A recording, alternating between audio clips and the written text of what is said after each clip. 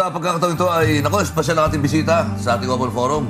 Tama. Ang manager ng Corporate Communications Department ng GSIS, si Ma'am Irene Tayag. Kung doon sa few na nanonood sa amin ng mga empleyado ng gobyerno, lalo na yung mga pa-retire na siguro.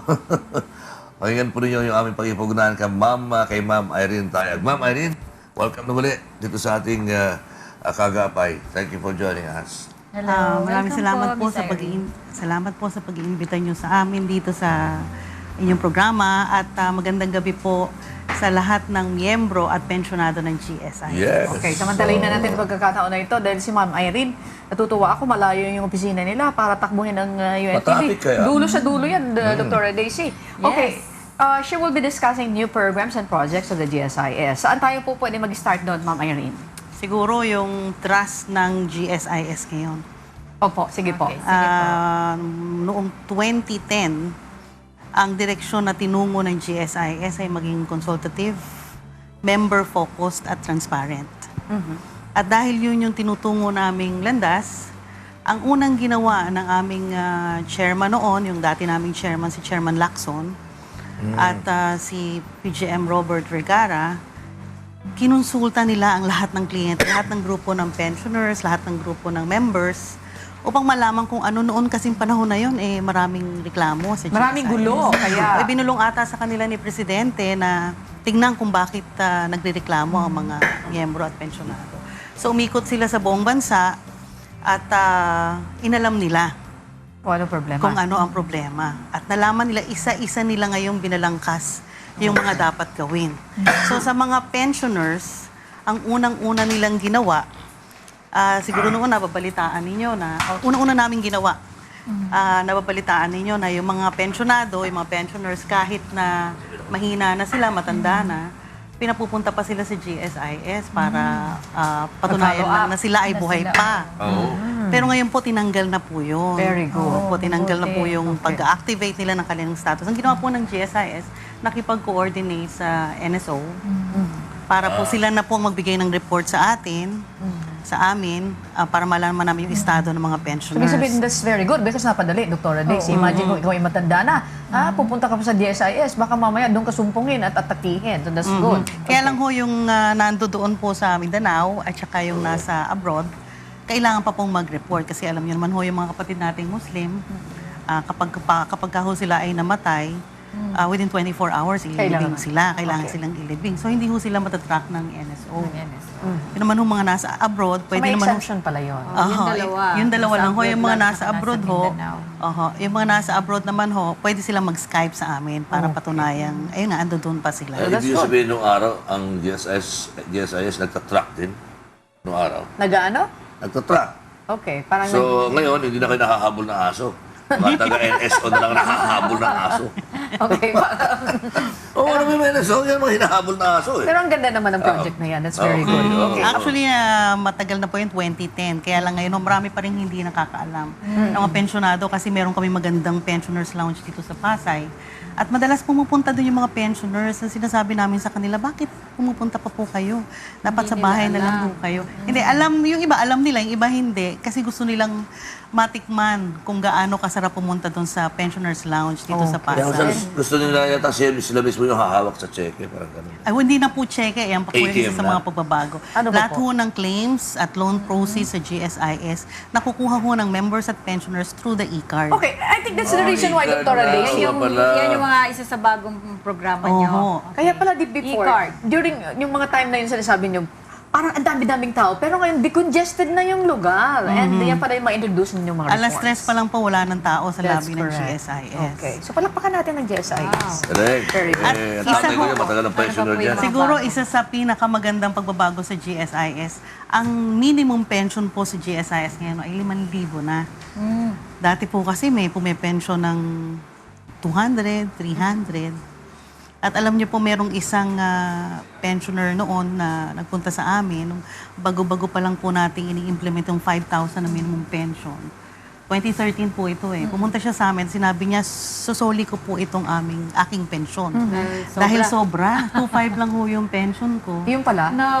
Nung binalita namin sa kanya na 5,000 na. 5,000 na po talagang pinakamababang pension ngayon sa Nagulat siya. GSIS. Umiyak siya. At sinabi niya malaking tulong sa kanya yon. At kami yung maiisip niya kapag ka siya ay mamatay na. Parang gano'n yung pagkakasabi. Okay, so ibig sabihin, reforms started from the time of Lacson and then down to the present GSIS. Opo. Ba't And hindi PGM magawa ng Vergara SSS rin yan? po. Ani? Anong hindi Ba't magawa hindi ng magawa ng SSS? SSS yan? Yung Okay naman kagaya yung nila na SSS. 5,000 ang minimum na... Mayroon din sila. Maganda. Oo, pero kaparangkot sa SSS. Mag-antabay lang. May 1,000 lang. Mayroon din silang mga pagbabago. Pero Okay, Doktora. may tanong ako kay Miss Irene. May mga establishment or outlet na nag-o-offer ng loan sa GSIS. Ito ba yung mga legal? Alam ba ito ng GSIS? Yun hong ino-offer namin mga loans para sa pensioners, yung pension loan po. May emergency pension loan din po kami or pensioners emergency loan na isa sa mga reforma. Meron din ho kaming consolidated loan na salary loan, pinagsama-samang salary loan. May policy loan din po kami para sa active members at emergency loan for active members. Yung pong limang yun po yung ino-offer ngayon ng GSIS. Pero may mga outlets. Yung outside ng GSIS po, ano po? Wala po. Hindi po yun affiliated sa GSIS. So ibig sabihin, hindi legal yun. Okay. Baka ma-loan sharks yun. Pero ang sinasabi ni Ma'am dito, huwag kayong mag-alala kung pera't pera din lang pinag-usapan sa GSIS. Napakarami na pera. Tama ba? Hindi naman po masyado. Ang total assets lang po namin ay masyado. 900, ang total Meron. assets lang po ng GSIS ay 910 billion. Naku. 910 billion na naman. Marami tayong At pera. liquid yan up to 131 billion lang naman po ang aming income. Liquid until when? And, for the next 20 years. For the next 36 years. Oh, isipin mo yan. Oh, galing. Oh. So ibig sabihin, properly manage yung pera ng GSIS. Opo, kasi batikang pong investor po yung aming... Sino pa paano yun ngayon? Sino bang ang presidente President ngayon? General Manager po natin ay si PGM Robert Vergara. Oo.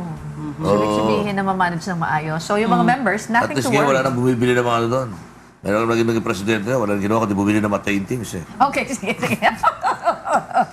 Sige, Yun, dito sa mga na. reforma pa po, marami pa po kasi baka Okay. maubos po yung oras natin. Pero at present po, ano yung may loan kayo para sa ano po? Sige, Doktora. Sige po. Ano po yun? Meron ang mga empleyado ng gobyerno, karamihan sa kanila ay sabi nila nga taga London.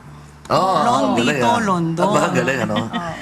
So nabubuhay po karamihan lalo na yung mga public school Teachers. teachers. Oo. Sa pag-utang po napapagpaaral nila yung mga anak nila sa pag-utang sa GSIS.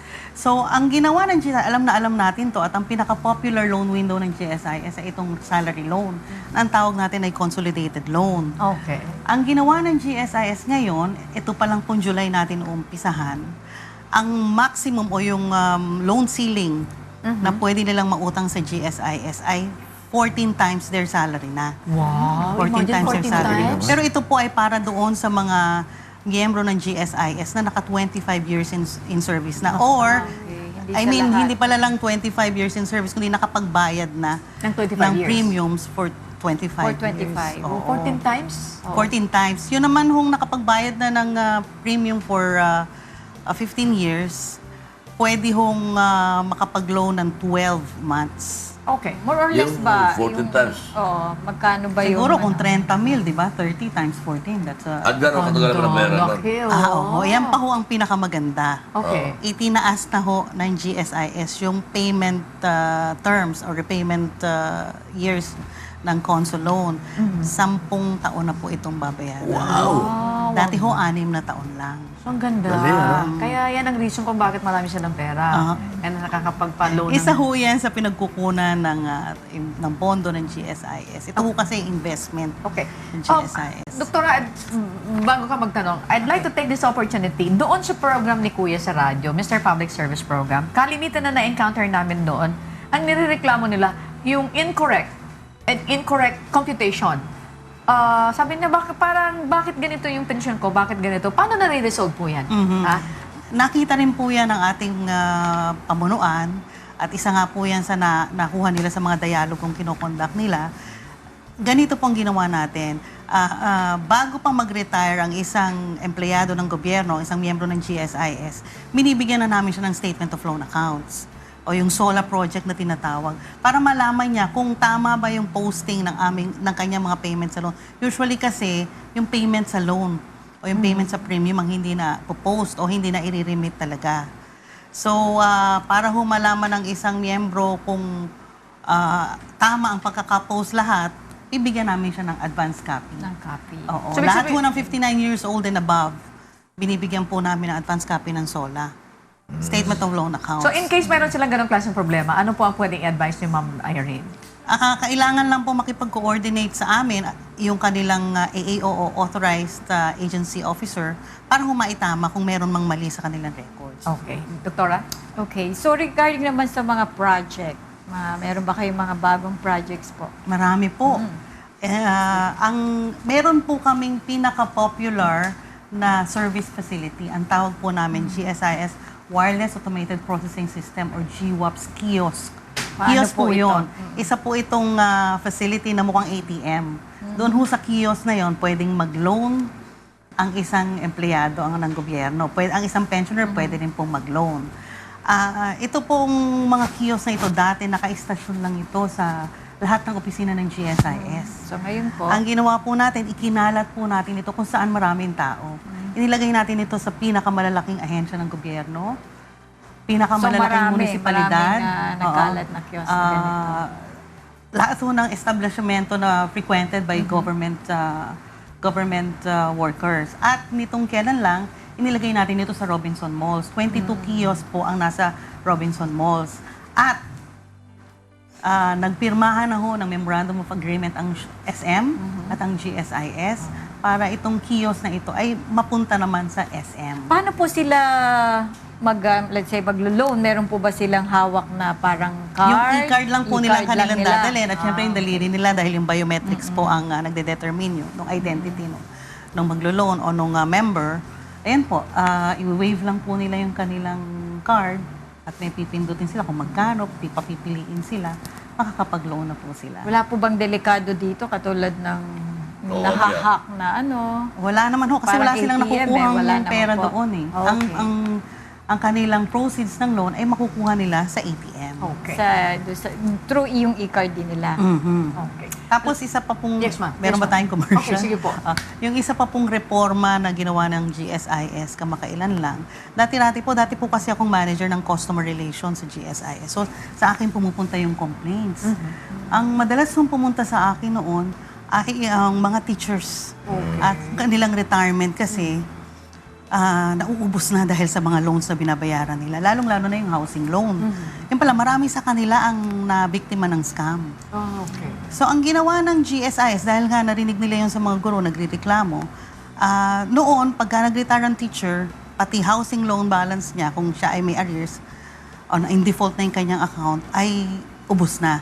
Ngayon, ang ginawa ng GSIS, pinaghiwalay yung kanyang retirement account at yung kanyang housing loan account. Tapos, kung may utang ang isang guro, pwede siyang magbayad ng installment. Ito yung tinatawag naming class, Choice of Loan Amortization for Pensioners.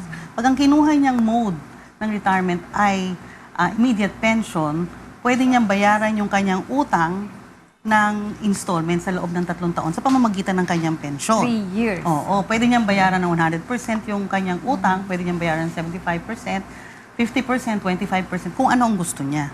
Okay. Tapos, so, ibig sabihin nun, pag-retire niya, meron siyang pera, masaya pa rin siya kasi yung iba luhaan eh, no? Correct. Tapos, at the same time, nakakabayad siya dun sa kanyang mga accountabilities na babayaran niya, responsibilidad niya.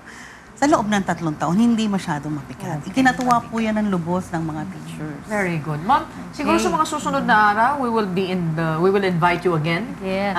Sa dami mga programs ng GSIS. Opo, And, wala pa po tayo sa kalahati. Oo, nga alam eh, namin para po yun. Kaya nga, Hindi dapat bumalik kayo. minarapat natin ma-discuss na natin kausapin sila at interviewin natin sila. Hindi lang ngayong pagkakataong ito. And we'd like to extend our congratulations also sa pamunuan ng GSIS. And of course, kay Ma'am Marge. Opo, Good si evening. Ma'am Marge. Ma'am Marge, how are you? Magandang gagabi. Ma'am Irene, thank you so much, Thank you ma'am, so sa much. pagpapaunlak ninyo. Maraming po. salamat Thank you din so po much. for the opportunity to be here and opportunity to be of service to our members. Sa pangalan po ni VP Marge Orillo, ang aming Vice President, and of course, ang aming PGM, si PGM Robert Vergara. gusto ko pong iparating sa mga miyembro na ang inyo pong pondo sa GSIS ay safe na safe. Dahil maganda po ang pamamahala at marami po kayong pwedeng i-avail na programs and projects ng GSIS. Thank you so much. Thank you very much. Okay, at magpaputuloy po ang programa May Puso, handang lumingap sa kapwa ang inyong mga kagapay. Thank you very much.